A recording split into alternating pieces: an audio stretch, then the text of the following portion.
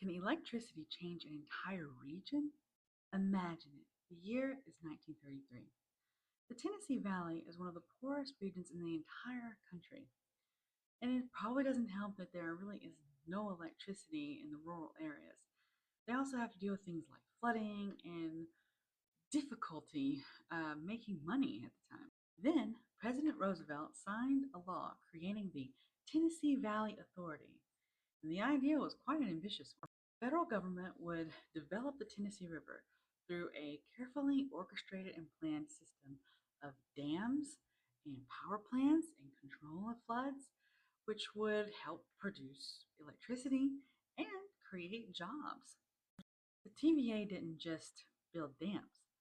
What they were doing by bringing electricity to these rural areas was helping farmers improve their lands and attracting industries to these areas, which again would create more jobs.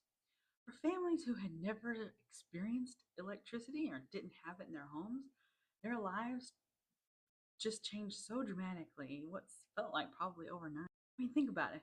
You no longer needed kerosene for your lamps, and you could actually have electric appliances, and businesses could run a bit more efficiently.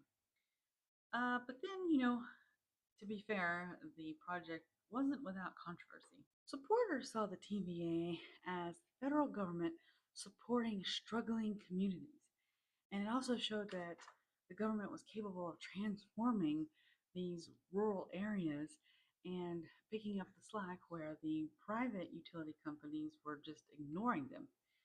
Then critics said that actually the federal government was becoming too powerful, and what was happening is they ended up competing with the private utility companies. But nearly a century later, TVA continues to be one of the largest power providers in the United States. What started out as a New Deal experiment became part of the American landscape. Coming up, a technological marvel is about to capture the world's attention.